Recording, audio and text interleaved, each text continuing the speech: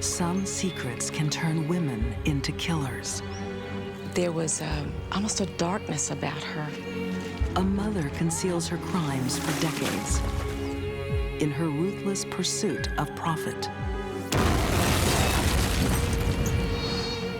Another has a secret so scandalous, she'll murder to keep it hidden. She certainly excelled at the skill of deception. And a nurse, entrusted with caring for a hospital's most vulnerable patients, gets away with murder. We're not sure of exactly how many children she killed. These are deadly women with dark secrets.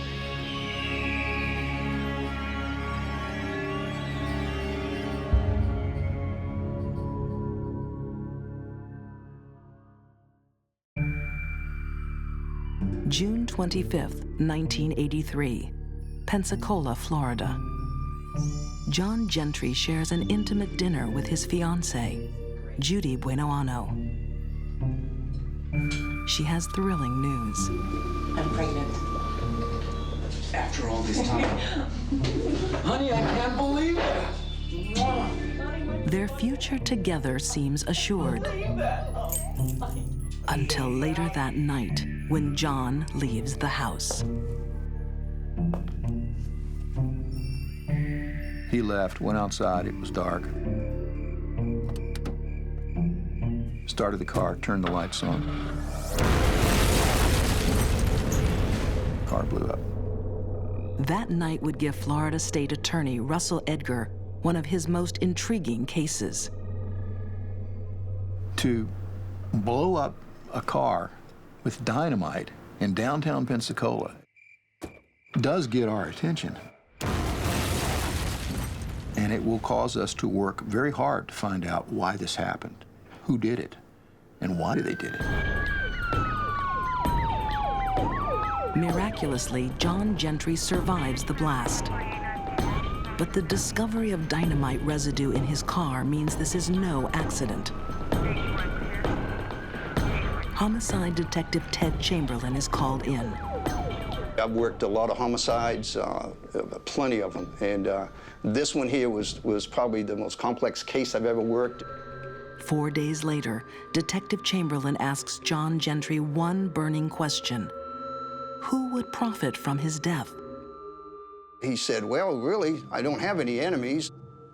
My mother, she would get so much if I died, and then my girlfriend and I, named Judy, we did have a policy together. But John insists his loving fiancée couldn't possibly be involved. No. Can't believe that. And he said, the policy's canceled, and don't worry about it. She wouldn't have nothing to do with it. How about we get some champagne? Champagne inspired. As the investigation starts, speculation brews in Pensacola. Did Judy really try to kill John Gentry? Entertaining for tomorrow morning. Across town, local newscaster Sue Strawn realizes a breaking story involves a familiar face. She was a client at Judy Buenoano's nail salon. I was getting my nails done, and news came on, and they were talking about the car, the explosion, and police investigating. The wreckage of a late model vehicle not hunt for clues. The state's detectives say there are no suspects, but they expect to know its results. And it was like the entire salon became deadly quiet. All chatter ceased. Nobody said anything. And Judy never stopped working on my nails. She never looked up, never stopped. Little does anyone know just how much Judy is keeping to herself. She was very quiet into herself, and there was almost a darkness about her. There was something, in retrospect, disquieting.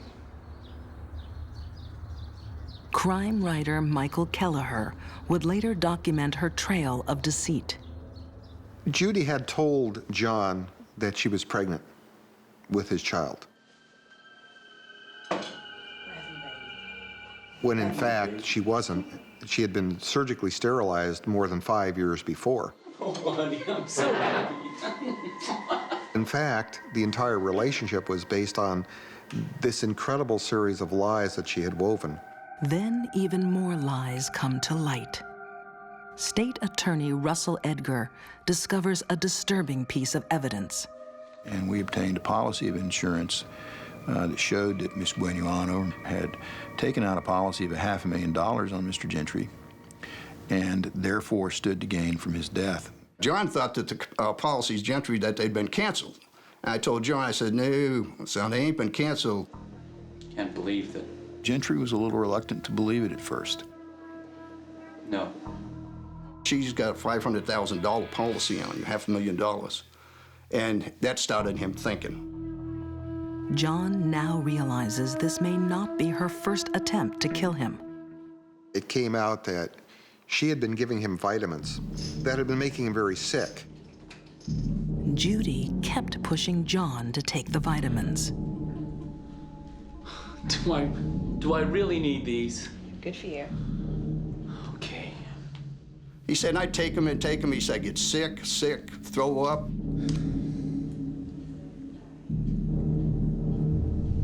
I went to the hospital. They couldn't figure out what was wrong with me. My stomach is aching. Ah! Oh, He said, no, I'm not taking them. I didn't tell her. He said, I took 2 of the pills and put them in my briefcase. It was later to be discovered that those weren't vitamins, but they were essentially poison pills. Everything had been taken out of them, and paraformaldehyde had been put in them, and found that that's a class 3 poison. I'm gonna need to go to the bathroom. As investigators dig deeper, they find another shocking secret. Judy may have killed before. I can't believe it. In 1983, Florida businessman John Gentry thought he'd found his future wife. How about we get some champagne? Champagne inspired. But from the night Judy Buenoano declared she was pregnant, things went downhill.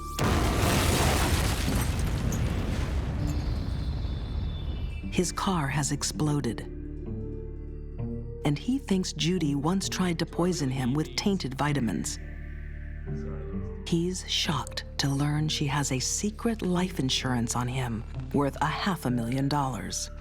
And now police tell John he may not be Judy's first victim.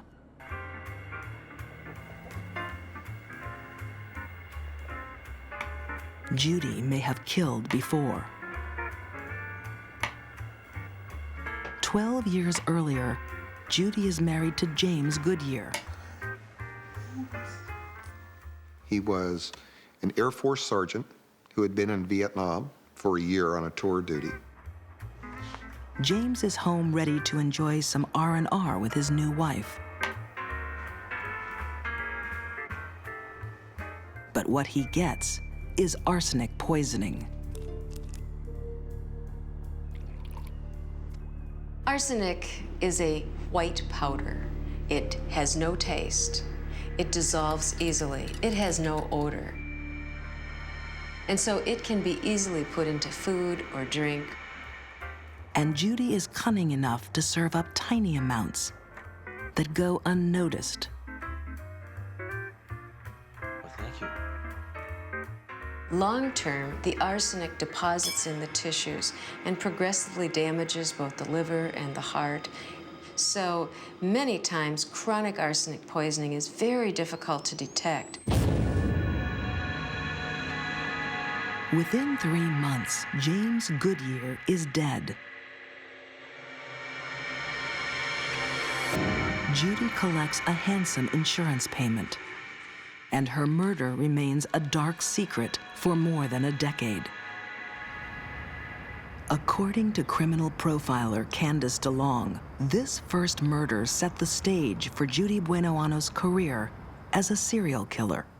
Frequently when we see women killing repeatedly, In serial type fashion, one of the motivators is money. They're killing for profit. But more than a decade later, James Goodyear would speak from the grave when Detective Chamberlain's team exhumed his body. There was enough arsenic still in him, like fingernails, the hair, to kill 12 people. So he was loaded. I mean, that boy was loaded with it when he went down.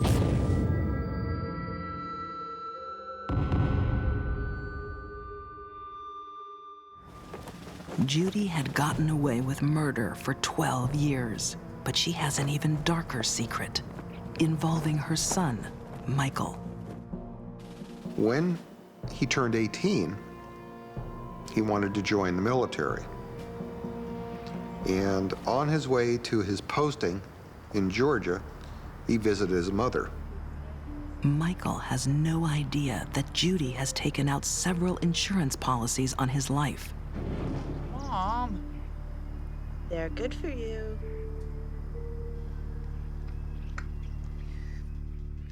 It's believed that at that time, she fed him arsenic. Judy is about to commit the unthinkable, to poison her own son. Sociopaths don't feel love the way normal people do. A normal mother or father could never kill their child. To her, he was just another big check waiting to get into her bank account. He didn't die. He went on to his next duty station. He became crippled. He became so crippled they had to discharge him from the military, and he wore braces on his arms and his legs because he was paralyzed from the elbow down and from the knees down. Worse still, he's back in Judy's care. He gets out of the hospital with all these braces on and everything else. She's got insurance policies on him.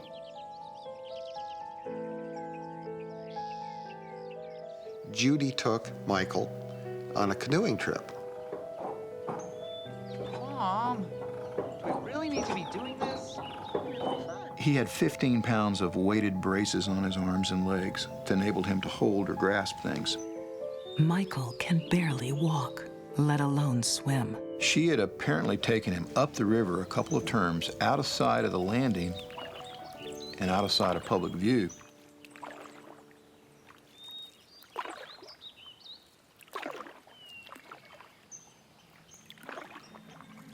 No one can be sure why the canoe capsized.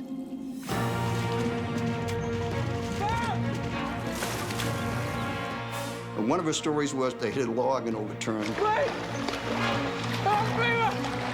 Another story was that a snake fell in the boat.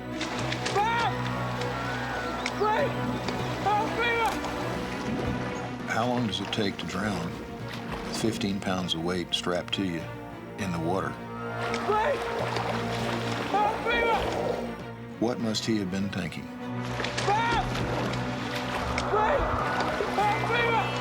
Was my mother going to come and save me? Was somebody going to reach down and pick me up out of this water?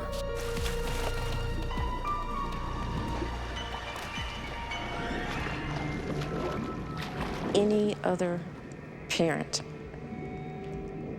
if your child had fallen into the deepest ocean, I think our first instinct, you're going after that child. But not Judy.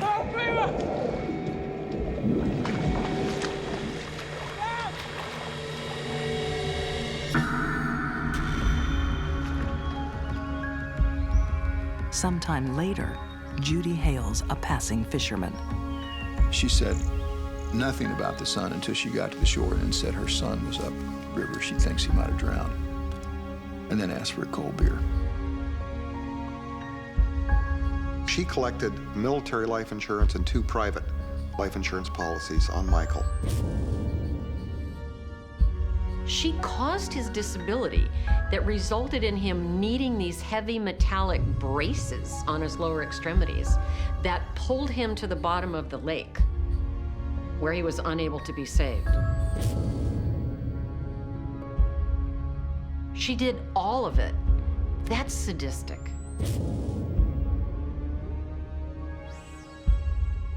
By the summer of 1983, police have pieced together Judy's secrets. Her latest extreme attempt to murder finally brings her undone. She absolutely overreached with the car bomb. That was completely unnecessary. It was also outside her MO, outside her normal way of attacking her victims. But I think that boils down to wanting too much too soon. Police would allege Judy murdered her son. She poisoned her first husband and attempted to kill her fiancé, John Gentry. She was a truly evil person, and that's the sense that I got when I was in the courtroom with her. It was a sense of evil. I nearly hadn't had that except a few times in my career, 30 years prosecuting. A jury finds Judy Buenoano guilty of first-degree murder and first-degree grand theft. She is executed by electric chair in Florida on March 30th, 1998. Although Judy insisted to her grave she was innocent, those who knew her have no doubts about her guilt. There's something. It wasn't right. I even have a hard time admitting that to you now. But how do you put it? It wasn't right. There was just something that wasn't right.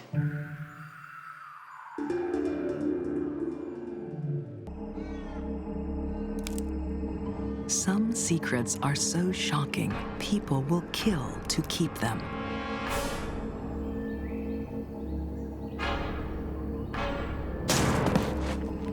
This murder has all the appearances of a straight crime of domestic violence. It is anything but. This story came to light. It took all the oxygen out of the media room. It consumed all the stories in the newspapers. It was an extraordinary case. It was definitely the case of the decade. Australian criminal history recorded one of its most unusual cases at the turn of the 20th century, after Scotsman Harry Crawford arrives in Sydney. Like many new arrivals, he takes work wherever he can get it. But life is tough. Harry is barely scraping by. For 10 years, he ranged around Sydney. He worked in meatworks, he worked in pubs, always fairly rough outside work. Author Suzanne Faulkner has researched one of Australia's most scandalous murders. I think if people got suspicious or things got difficult or people asked too many questions, he moved on because he had a lot of different jobs. Harry Crawford keeps moving because he has a secret so shocking, he even keeps it from those closest to him, like his new love, 35-year-old Annie Burkett. Harry Crawford hung around and was part of her life and convinced her to marry him. Harry becomes stepfather to Annie's son. To the world, they are a typical family. No one ever suspects Harry is not what he seems. He was a very inventive liar, and finding the actual truth about him was extremely difficult. What Annie doesn't know is that Harry is living a lie. Every day when Harry returns home from work, his double life stares him in the face. His name isn't Harry Crawford. He isn't a Scotsman. Harry isn't even a man. He's Eugenia Falleni, an Italian woman. It's a secret he'll soon kill to protect.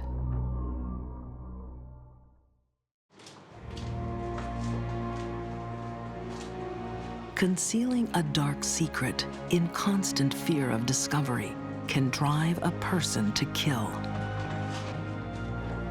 As a married man, Harry Crawford has deceived everyone for decades. he's living a lie. Harry is really Eugenia Falleni, a woman living as a man, in a time when transsexuals are not tolerated. Transsexuals were unheard of. I mean, the term hadn't been invented. The mores and laws of society were certainly not what they are today. Living as the opposite gender would not have been accepted. Eugenia can be discovered at any moment and thrown into jail as a deviant. So what she was doing was actually quite dangerous, because if she'd been discovered, I think there would have been a lot of hostility. Eugenia has even managed to fool Annie Burkett into marrying. But it's a fraudulent marriage. The marriage was null and void, and it would have meant that Eugenia had committed some sort of offence by entering into a marriage. Inconceivably, Annie Burkett has no idea her husband is a woman. How did she pull that off in the bedroom? Whatever Eugenia had to do to make that work, she did it apparently for quite a while. Lights out, maybe never being seen naked in front of her partner. He somehow managed to control the situation so that Annie Burkett never found out. But Eugenia can't conceal her secret forever. After 4 years of marriage, Annie realizes she's been duped. She's devastated. Annie had suddenly discovered the true gender of her life partner and was threatening to expose Eugenia as a woman. Harry, being illiterate, being frightened, thought that he would probably be arrested and would have to go to prison. On September 28, 1917, Eugenia takes drastic action to protect her dark secret. She takes Annie on a picnic in a secluded park.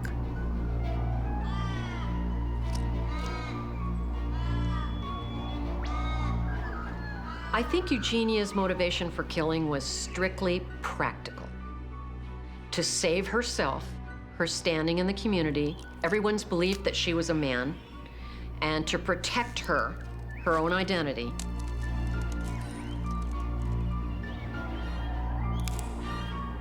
Sometime during the afternoon, Eugenia smashes Annie over the head with a bottle.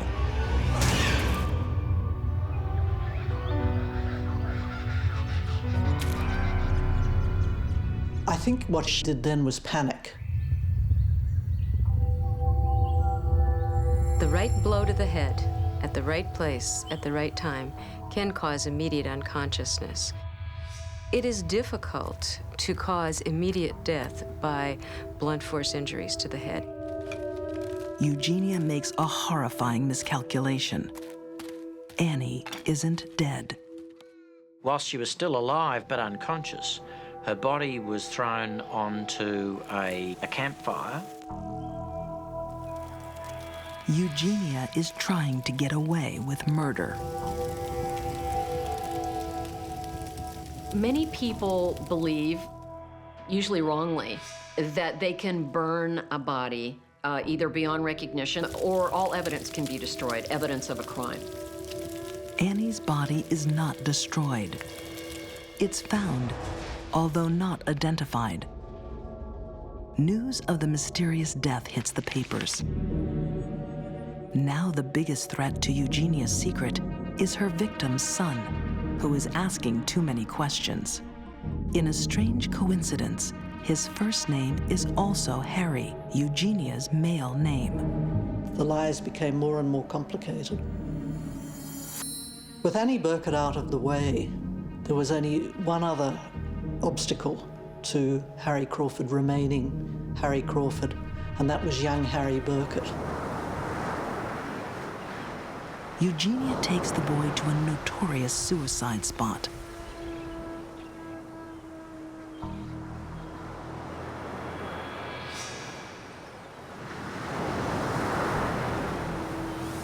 on, Harry. Come on and look at the view.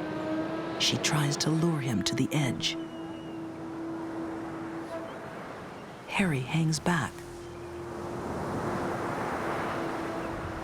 Come on. It's a great view. Come on, Harry. Come on. It saves his life. Eugenia can't bring herself to wrestle him over the edge. She had the intention, but she didn't seem to have the will. I think the fear and panic weren't enough to drive her to kill young Harry.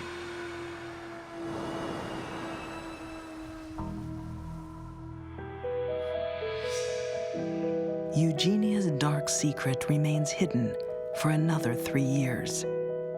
Harry Crawford, having murdered Annie Burkett, then went on to marry another woman and was actually married to her for something like 12 months before he, I use the term he loosely, he was arrested by the police and charged with the murder of Annie Burkett.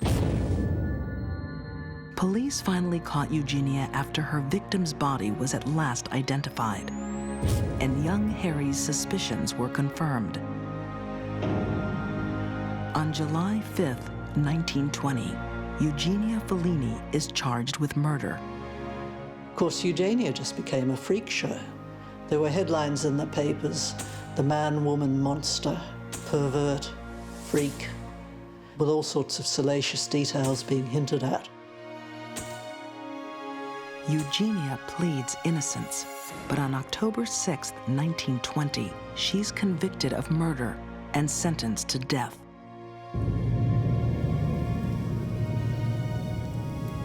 But she is spared execution and released after 11 years in prison.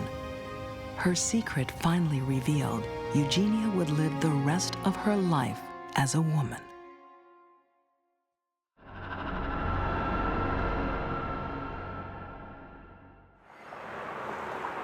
Sometimes the darkest secrets aren't just kept by killers. They are kept by those who should expose them. It's a lesson learned in a Texas hospital where babies were dying without cause. The other nurses noticed that there were increased numbers of cardiopulmonary arrests on the ward. Administrators suspect something is seriously wrong. All her victims were children, the most innocent of the population. Could it possibly be that a staff member is killing children? Once it starts, it's very hard to stop. Someone is keeping a dark secret. This would not have happened if the cases had been reported to the medical examiner's office. 1981, in Bexar County, Texas. The medical center hospital holds a dark secret. Babies are dying way too frequently. Say that they expected 1 a week, but all of a sudden they were getting 3 or 4 or 5 a week. Administrators suspect they have a murderer loose in the pediatric ICU. I don't think there was any doubt that they had a good idea of what she was doing.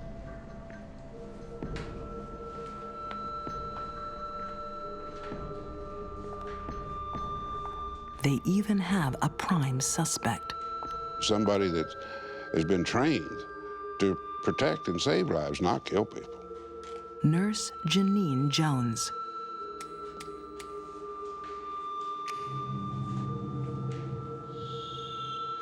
I've had several cases that stand out in my mind, but this one is particularly heinous because of death to small children. This darkest of secrets began because 31-year-old vocational nurse Genene Jones has a secret compulsion, a hero complex. She likes the idea she can save lives in an emergency. She is a super nurse.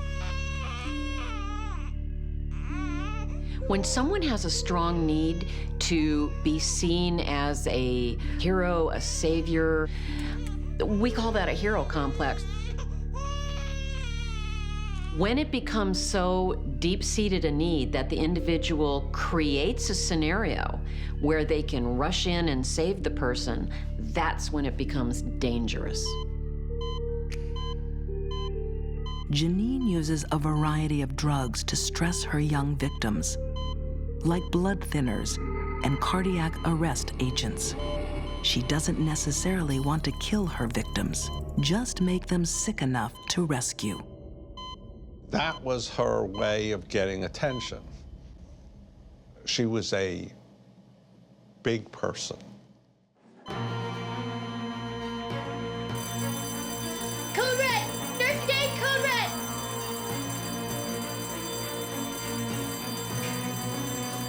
Okay, just suspend the machine. She was a big person when she resuscitated children, when she brought them back from death's door. And the rest of her life, she wasn't anything. Genene chooses victims younger than speaking age, silent witnesses to what she does. Signs? There's nothing. Are you getting anything? I'm a dentist. But all too often, they remain silent forever because Genene miscalculates her poison.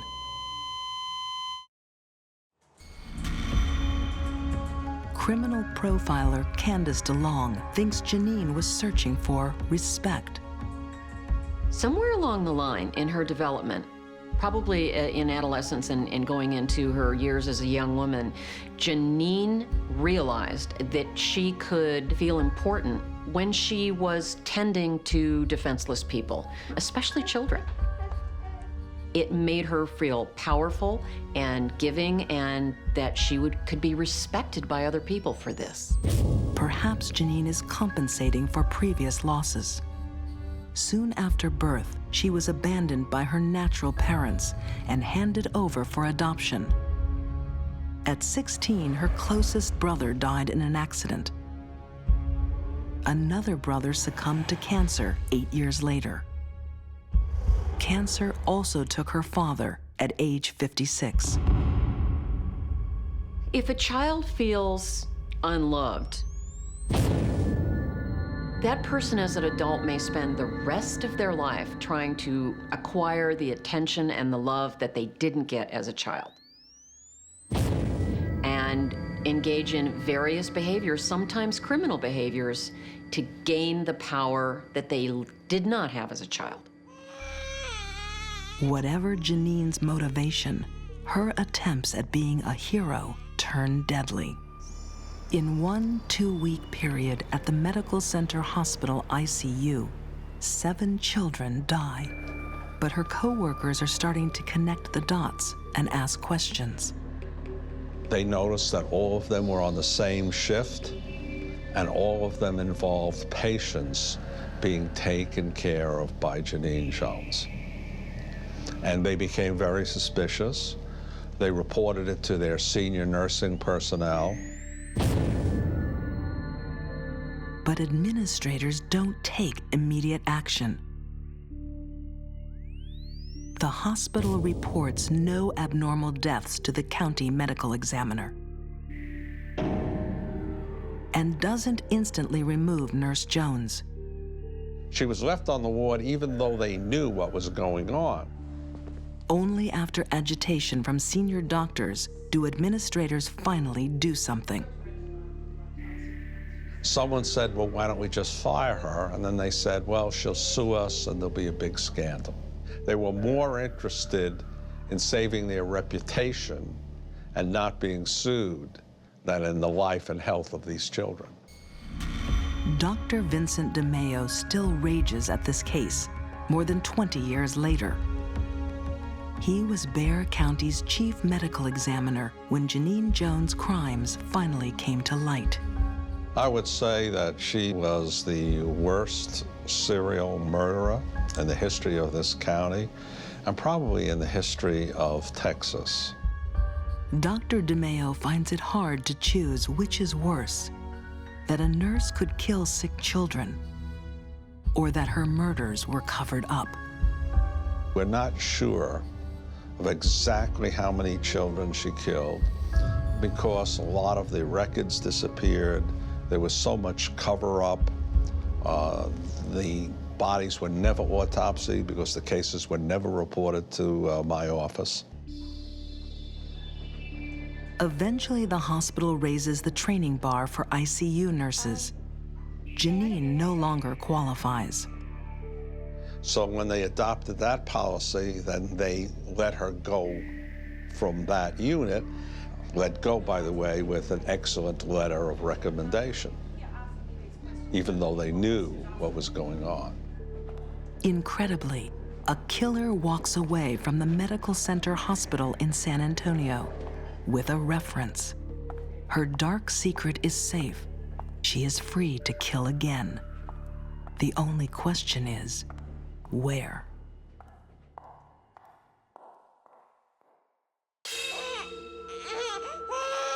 Amongst the darkest secrets in Texas criminal records is the case of Nurse Genene Jones.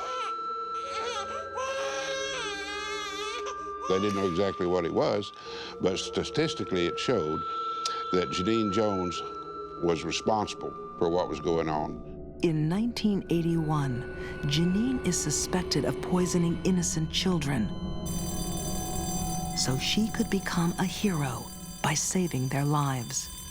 She would create these medical emergencies, and she would know how to handle it, which made her look like a supreme nurse, that she would take care of the emergencies that she created. But Super Nurse Jones isn't reported to police. Incredibly, she is allowed to walk away. Then she takes another job at a new pediatrics clinic in Kerrville, Texas. She ended up here in Kerrville after she left San Antonio because of all these unexplained deaths.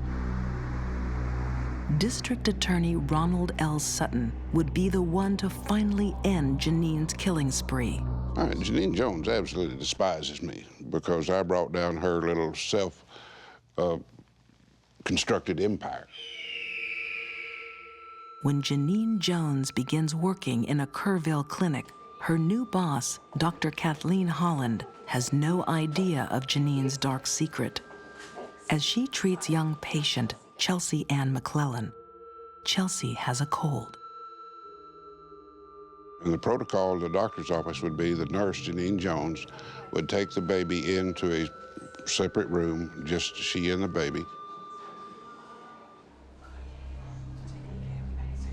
and to perform whatever cursory examination, weight and blood pressure, whatever. But during the time that Genene would have these children by herself, all of a sudden they would become like a rag doll.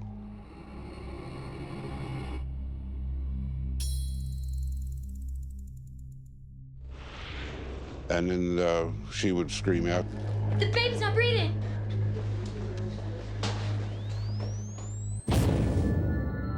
Once again, Nurse Jones is hailed a hero, saving Chelsea from respiratory arrest. The need to do this is like a bottomless pit. It's never filled. It kept happening.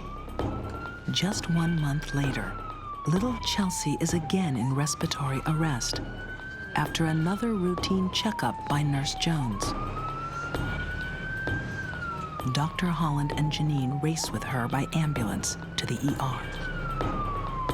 But Chelsea doesn't survive this time. She's dead on arrival. I think the death of her victims was incidental to all the excitement and the thrill she got from being involved in trying to save a dying child. The initial autopsy rules sudden infant death syndrome, but closer inspection starts to uncover Genene's secret. And that's when we talked to the anesthesiologist who said this child looked like it was coming out from the effects of succinylcholine, and we launched our investigation at that point. Succinylcholine is a paralytic agent, and it blocks the neurological impulse from the nerve to the muscle. It's the blocking of the respiratory effort, so an individual basically asphyxiates to death.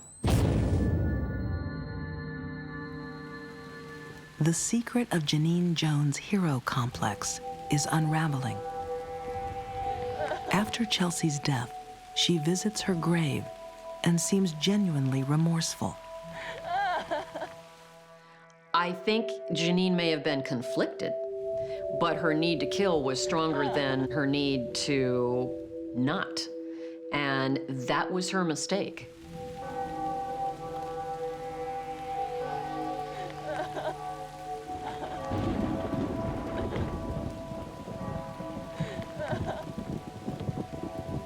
Genene's grief is a shock for Chelsea's mother, who happens to visit at the same time. Genene, what are you doing here? Why is a nurse she hardly knows at the gravesite so distraught? Back at the clinic, Dr. Holland discovers more incriminating evidence. Her vial of succinylcholine, a paralyzing agent often called a nectine, has been perforated by a needle. And there were 2 holes in the lid of this bottle. One where she had withdrawn a nectine from it and attempted to replace it with saline solution.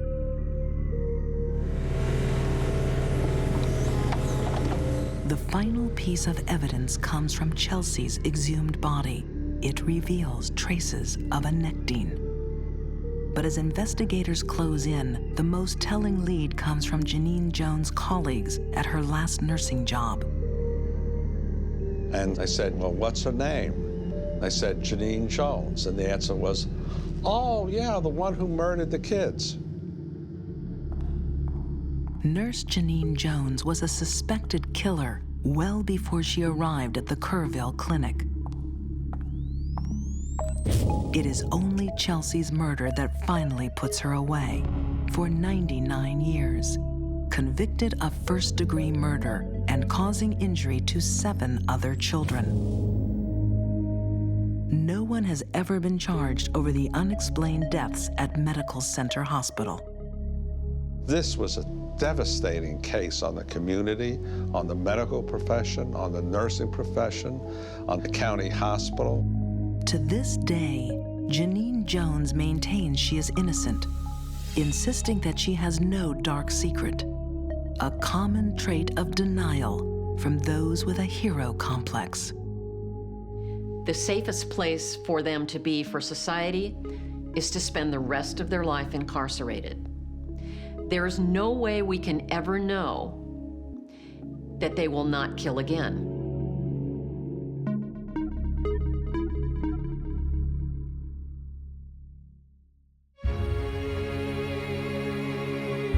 The darkest secrets are those designed to conceal murder.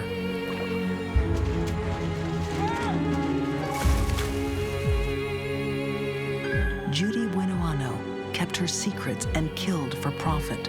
She cashed in on those who trusted her most. Eugenia Falleni feared a Victorian society's judgment, so she murdered to keep her intimate secret. And Genene Jones, her secret compulsion possibly claimed the lives of 46 infants. What price a secret? For these deadly women, their victims paid the ultimate price.